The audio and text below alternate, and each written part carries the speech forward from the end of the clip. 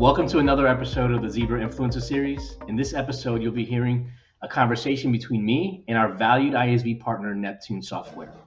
In the case we have not had the pleasure of meeting, I'm Scott Reyes, and in my role as a senior ISV manager for manufacturing, transportation, and logistics, I have the distinct honor of working with software organizations that focus on innovating to resolve operational challenges for our customers. In my function, I get to help ISVs navigate the Zebra ecosystem. Today, I'm excited to speak with our next guest, who is the global head of go-to-market for Neptune Software, and has been with the organization for a little over 6 years and holds a mechanical engineering degree. Helder Conclaves comes to us with well over 20 years of experience in the ERP area with a strong focus in SAP and mobility solutions. Let's welcome Helder to the virtual stage. Hi, Helder. Thank you, Scott. Hi, how are you? Hey, so let's jump in. Tell us a little bit more about Neptune. Well, Neptune is a leading low-code enterprise app development platform. Basically, our focus is to help companies to digitalize and optimize business processes, and doing so by creating user interfaces that are easy to be utilized by the end users, by the people in the warehouse, the people that are working in logistics or across any kind of area of the business itself. And the platform gives the customers the right tools to build applications that they need for their business. And we do that in a very rapid way. So we provide a very fast, cost-effective, and actually future-proof way to industrialize the development of the applications and integrating with the different backend systems that the customer might have, and in a way saving them time and money on the development, on the integration, on running operations around applications. The applications built with Neptune, they can run on any kind of device, rugged devices, smartphones, tablets, and even wearables. Key features are offline capabilities, real mobility, so location, barcode scanning, RFID tags, beacons, etc., all of which can be covered by this kind of applications. At the same time, we even have scenarios where customers are offline printing within their business process. So it's fundamentally a rapid application development platform. That's how we are categorized. Excellent, Helder. Thank you. So maybe you can explain to us a little bit about what kind of companies or verticals or the type of customers that you guys have within Neptune.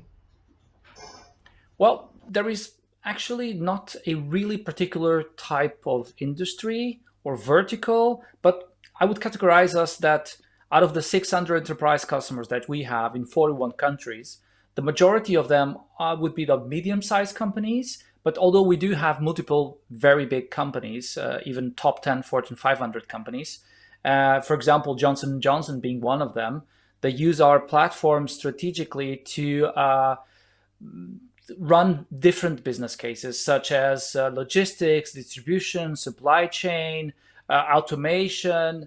But we also have many small companies that operate locally and use us just to improve their operations, and that makes us having a quite wide span of customers. In terms of verticals, we span for the more blue collar kind of verticals where there is a lot of logistics and productions, but we also have customers in defense, retail, public sector, and within this kind of verticals, there are a lot of use cases that are similar. Anywhere where there is maintenance, where there is the need for a very robust mobility strategy, where you need to be able to run on any kind of device, you need to be able to run in any kind of conditions, thinking of, for example, oil and gas, energy, nuclear, etc., mining. Those are very strong use cases for us, because out of the box, our applications can really cope with all of these kind of very, I would say, even particular use cases. And these are a lot of the use cases that we've been working closely with Zebra to solve the issues by Zebra providing the hardware, and we can provide the software that then can use the in-device capabilities.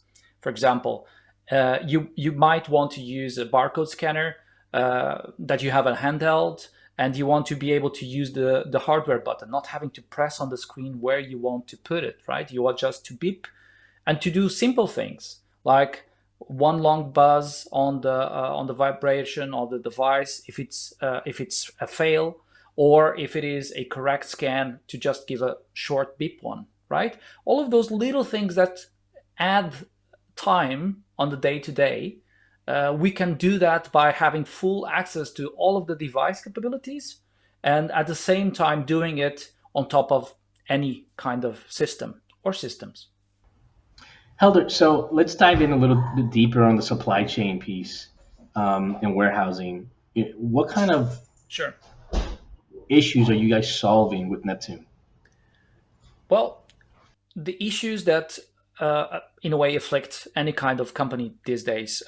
Supply chain has been disrupted by the situation, and the need to do more with the same people or even less people becomes imperative if the business wants to survive. So, just-in-time logistics have a crisis right now, and therefore anything that can really ease up on the training, for example, of new people.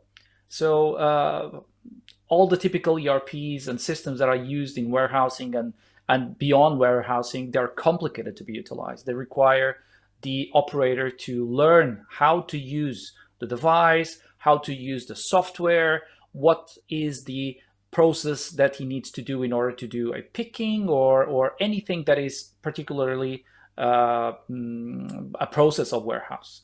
All of which, if you can simplify and really make it straightforward, you can have someone, where we had the case with one of our customers where they needed a training from a week to get someone up and running on the warehouse. Now, with our applications, they can do it in half an hour. And the fact that that facilitation exists and is able to improve the lives of the people that already are professionals in the warehouse, but also the ability to bring in new people and quickly have them being productive, it's one of the key things that for sure a lot of our customers in warehousing are benefiting from. Excellent. Yeah, we do know that this is a major challenge in the market today. And I know you mentioned before low code and no code. Maybe you can explain a little bit more how that is relevant to us in the market. Why is that important?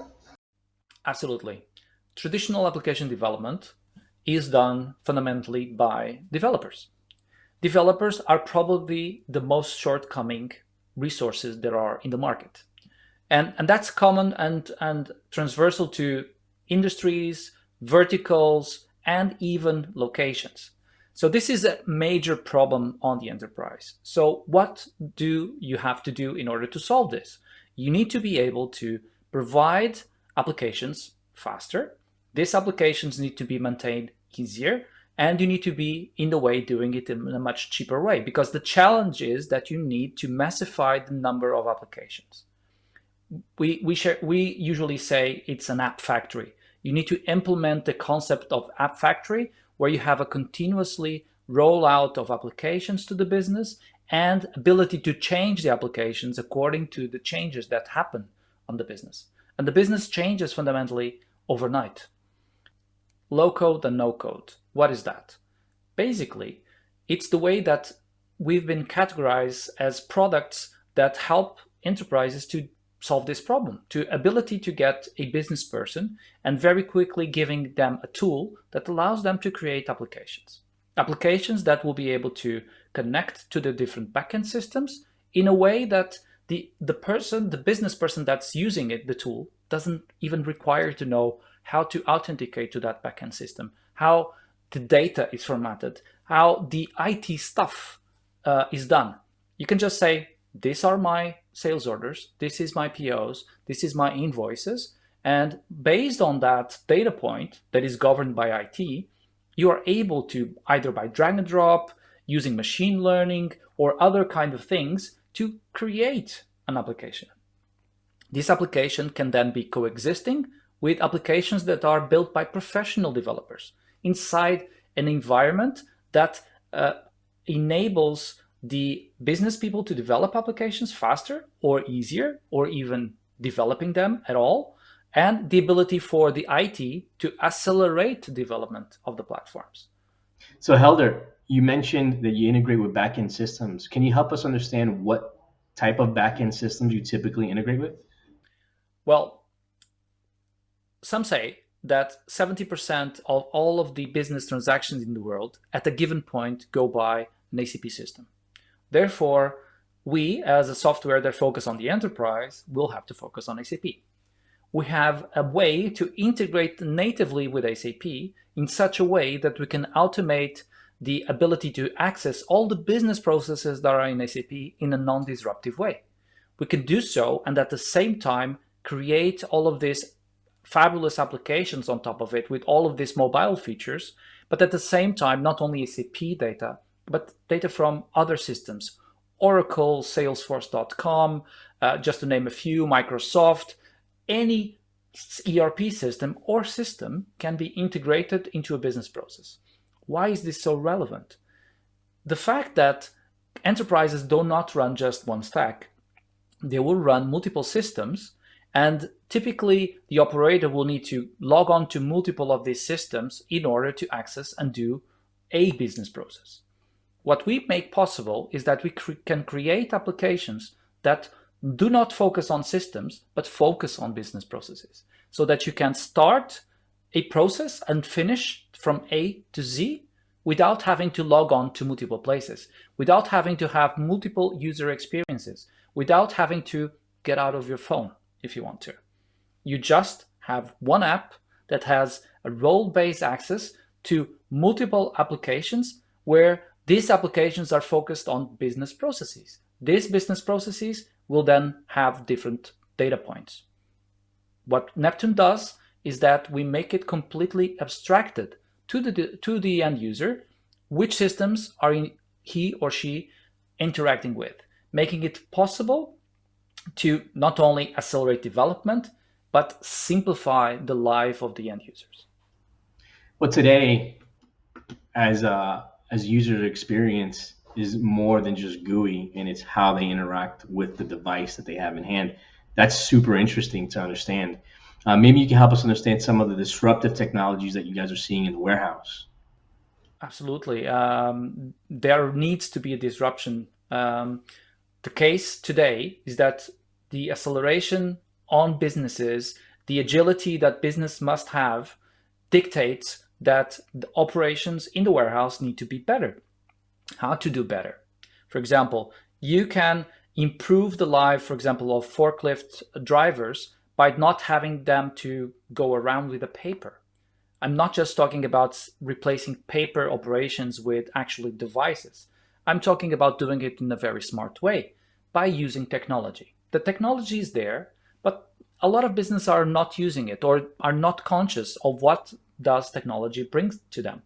For example, you can use all these different tags, RFID, beacons, and other kind of smart tags in order to guide the operator to pick up the items faster, to be able to, on the round trip from putting something on a pallet, that he can pick up immediately a new order to pick up, so that you can, based on the location of the forklift, you can improve the operations of picking up. Think of this like Uber. Uber, the algorithm will choose the car that is closest to the customer, so that you are optimizing the time. We can do that. Think of that in operations for warehouse. That makes it much more simple to do that, but also other things that are so simple. We're working with a customer in automotive where they needed 2 people to do all the picking operations because they were heavy. They require them to use both hands, or 2 people.